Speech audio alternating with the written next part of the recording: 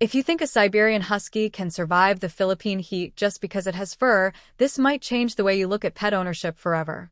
There's a point where love for a pet is not just about feeding them or keeping them on a leash.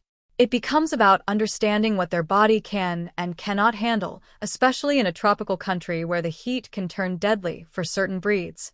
Have you ever seen a Siberian Husky tied outside in the sun, refusing to eat, and wonder how things got to that point? That image stuck with me recently, and it raises a blunt question. What should you do if you can't afford to take care of your husky anymore? I'm Jhonna, and welcome back to Jhonna Unfiltered. This is my learning diary where I talk honestly about pets, life, and the choices we face. I'm not a vet or a trainer. I'm a pet owner who's seen both the joy and the struggle of caring for animals. Today, let's talk about Siberian Huskies, their unique needs, and the real, responsible options you have if you're struggling to keep up with those needs here in the Philippines. I recently came across a heartbreaking post on Facebook about a husky here in the Philippines.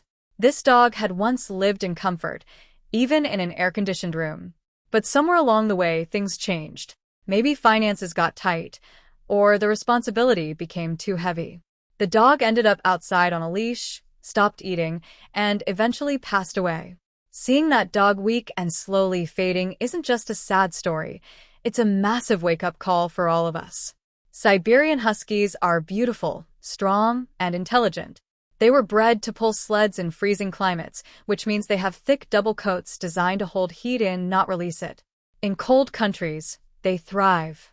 But here, with our humidity, they face a constant uphill battle.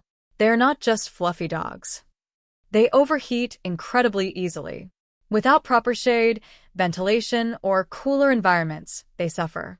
That's why many owners use air conditioning. But what happens when you can't afford that lifestyle anymore? Maybe the electricity bills are too high, or you've lost your job. Whatever the reason, the husky's biology doesn't change just because your bank account did.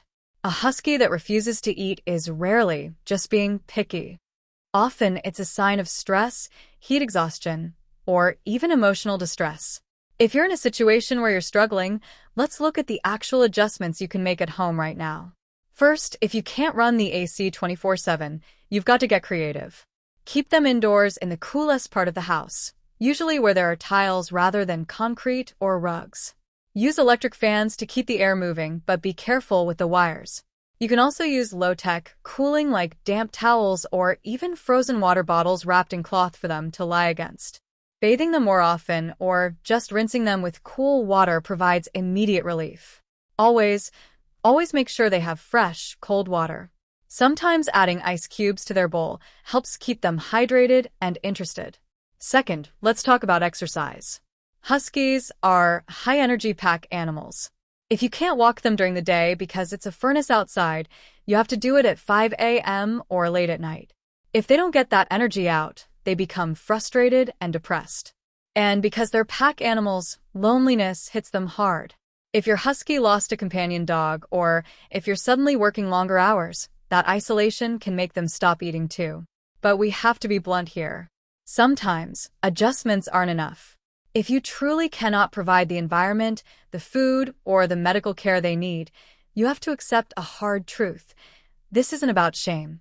It's about responsibility. Animals depend on us completely. If we can't provide for them, the worst thing we can do is pretend everything is fine while they suffer quietly. Abandonment isn't just leaving a dog on the street. It also looks like reduced care, ignoring their heat stress, or skipping vet visits because you're stressed about money. If you've reached your limit, you have responsible options. One is proper rehoming. Don't just give the dog to a stranger online. Find someone who actually knows the breed. In the Philippines, we have amazing groups and husky communities. Reach out to organizations like PAWS or CARA Welfare Philippines. They can guide you through the process so you aren't handling it alone. Another option is surrendering to a rescue that specializes in northern breeds. It's a heartbreaking choice, but it's more humane than watching a dog fade away on a leash in your backyard. Sometimes the kindest decision isn't keeping them close, but letting them go to a place where they can actually breathe. We also need to talk about power outages. In the Philippines, brownouts are a reality. You need a backup plan, battery-operated fans, ice packs ready in the freezer, or a shaded, tiled bathroom they can retreat to. Never, ever leave them tied outside during peak heat, even just for a minute. Heat stroke happens faster than you think. Watch for heavy panting, drooling, or collapse. If you see those signs, it's an emergency. Owning a husky here is expensive and exhausting. If you can't keep up, don't let pride stop you from doing what's right. The dog didn't choose to live in the tropics. You chose to bring them here. We have a duty to ensure they don't pay for our choices with their lives.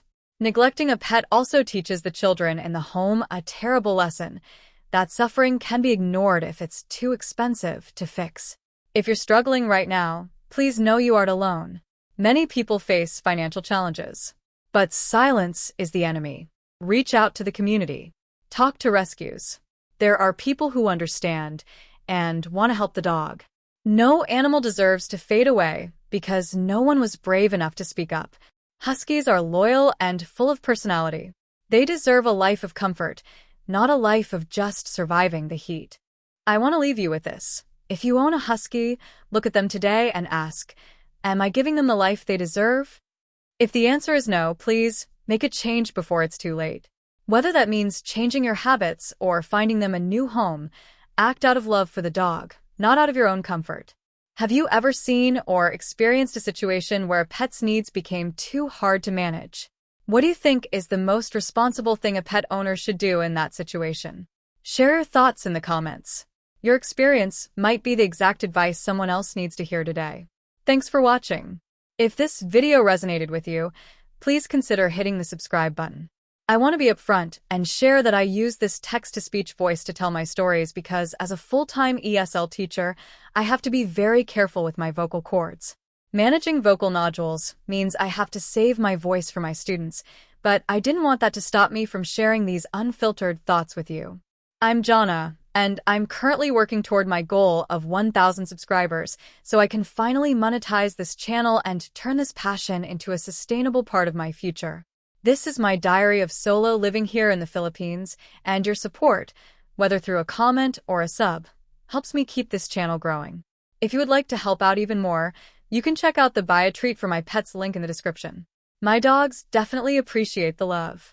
Make sure you are subscribed so you do not miss the next update. Thank you for being such an important part of this journey. I'm Jhonna, and I will see you in the next one.